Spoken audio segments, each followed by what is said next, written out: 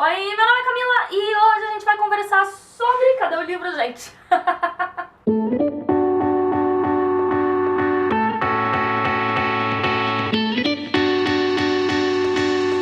Oi, meu nome é Camila e hoje a gente vai conversar sobre As 15 Primeiras Vidas de Harry August. Se você assistiu ao meu primeiro vlog de leitura, você sabe que esse livro aqui já ganhou história comigo, né?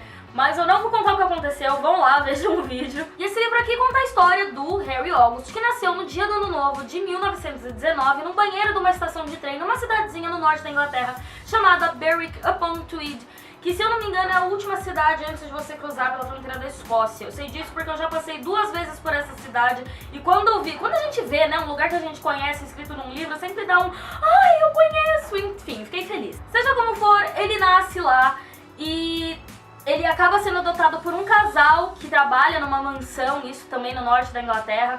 E daí o August vive sua vida. E em 1979 ou 89, se eu não estou enganada, o August morre.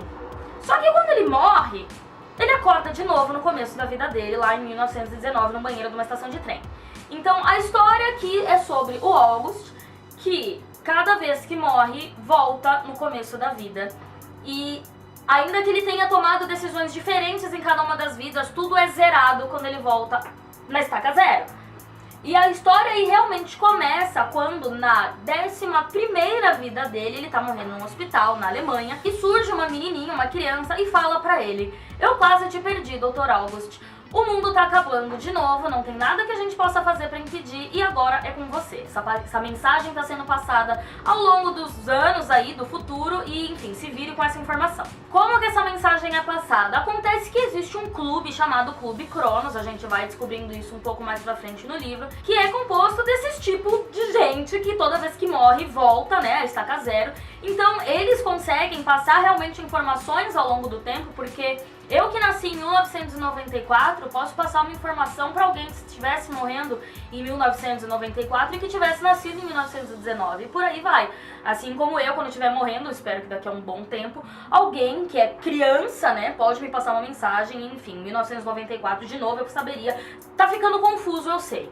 E o mais interessante sobre esse livro aqui é que, além da gente ter esse fator tempo muito presente, como a vida do August sempre tá lá de novo e de novo, de novo, ele vai narrando as vidas dele de uma forma muito interessante, é meio vai e volta, daí a gente tá nessa vida, de repente a gente volta pra outra, a gente começa a primeira vida dele realmente, que a gente recebe uma narração maior, se eu não me engano é a 4ª, e daí volta pra segunda, e daí, na verdade a segunda vida dele foi muito rápida, porque foi a vida que ele se matou com 7 anos. Por um bom tempo a gente fica aí indo e voltando no tempo, com o August explicando realmente da vida dele, explicando como é que funciona essa coisa de voltar, explicando elementos da vida dele que a gente acha tipo, ah, ok, mas depois viram elementos-chave, elementos das vidas dele, né, no caso. E aí é só mais ou menos depois de 1/3 do livro, talvez um pouco antes, que a gente entende realmente qual vai ser o problemão ali. E é mais ou menos na metade que a gente entende essa história toda de o mundo está acabando. O Harry é um narrador sensacional, você sente como se você tivesse realmente virado a amiga dele.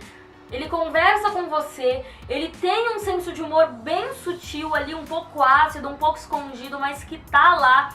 Então, vira e mexe, eu me via dando umas certas risadinhas aqui com algumas coisas que ele dizia, com alguns pontos da narrativa dele, que haviam partes que eram realmente assim, meio que absurdas, mas afinal de contas esse livro inteiro, se a gente for pra pensar, é meio absurdo. Ou não, vai saber. E assim como a gente tem esse protagonista, o Harry August, que é muito interessante, que é muito complexo, e que você sente realmente que essa pessoa viveu 15 vidas, porque rola uma sabedoria ali, rola aquele sentimento que você tá falando com alguém que sabe das coisas, que já viveu muita coisa. Realmente parece que eu tô conversando com um senhorzinho aqui, mas um senhor que no final do livro já tinha vivido mais ou menos uns 800 anos. E o mais legal também é que a gente tá sempre vendo o Harry em diferentes idades, em diferentes vidas, então ele nunca tem uma imagem muito certa na minha cabeça. Porque às vezes a gente tá na narrativa com ele criança, de repente ele já tá lá pelos seus 20 e poucos, de repente quando a gente menos percebe a narrativa já pula com ele lá pros seus 50 e tantos.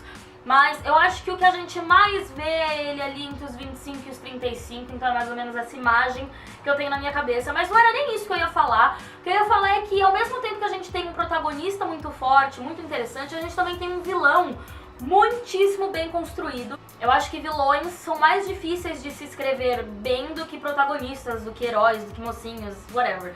Porque aqui a gente teve um vilão que você não percebia até certo ponto da história que ele realmente era um vilão.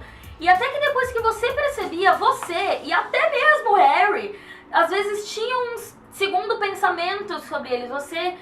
Eu pelo menos, né? E o próprio protagonista, mesmo odiando ele, a gente ainda gostava um pouco dele.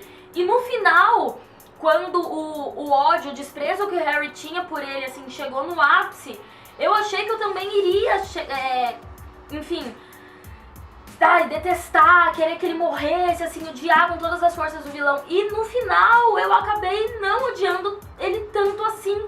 Então, cara, eu acho que tão bom quanto o protagonista é o vilão dessa história aqui. E, inclusive, a gente acha que é um vilão e depois esse vilão acaba que, tipo, some da história. E aí a gente é apresentado ao verdadeiro, que a gente não acha que vai ser. Enfim, esse livro aqui brinca muito com a nossa cabeça, brinca muito com os personagens e as relações entre eles. E é o que eu falei, brinca muito com o tempo também. Às vezes a gente tá na 10ª vida, volta pra 4ª, e daí vai pra 5ª, vai pra 15ª. Então, é um livro muito dinâmico. O começo dele é um pouco lento, mas eu acho que ele só é lento até o Harry terminar de te explicar a questão do Clube Cronos e de todos os elementos das primeiras vidas dele que culminaram pro ápice do livro lá na 15ª vida. Então, depois que essa parte meio que de apresentação, que você nem sente como apresentação, mas que depois você percebe que passa, o livro começa a voar, a gente começa a voar pelas páginas. E é muito engraçado porque eu achava que esse aqui ia ser um livro YA, e não é, cara, é um livro assim de narrativa mais adulta. Ele é mais sério, não sei, eu não vejo ele muito voltado para um público mais adolescente, um público mais jovem, mas é claro, né, todo mundo pode ler isso aqui. Eu sei que eu iria ter gostado desse livro, não importa em que época da minha vida eu tivesse pego ele pra ler. Uma coisa que eu tava tentando encontrar aqui na parte de informações sobre a autora, não consegui, e que eu devia ter pesquisado antes de começar a gravar o vídeo, é que aparentemente a Claire North escreveu esse livro quando ela era muito nova. Não que ela não seja ainda, né, porque olha a cara dessa menininha. Mas se eu não me engano era uma idade tipo 15 anos, tipo ela era adolescente quando ela escreveu isso aqui. E isso é tão bem escrito. E eu não tiro a capacidade de ninguém de 15 anos, mas se vocês lerem isso aqui, vocês vão entender o meu espanto em imaginar uma pessoa de 15 anos responsável por isso. É incrível, sério. Fica aí então a dica pra vocês lerem aqui As 15 Primeiras Vidas de Harry August. Ele tá na minha lista de favoritos de 2017 em 9º lugar atualmente e terminou também com 5 estrelas. Se vocês já tiverem lido ele, falem pra mim nos comentários o que vocês acharam. E é isso, se vocês ainda não forem inscritos no canal, não se esqueçam de se inscrever. Se você gostou desse vídeo, dá um joinha lá embaixo, eu vejo vocês no próximo. Beijo e tchau!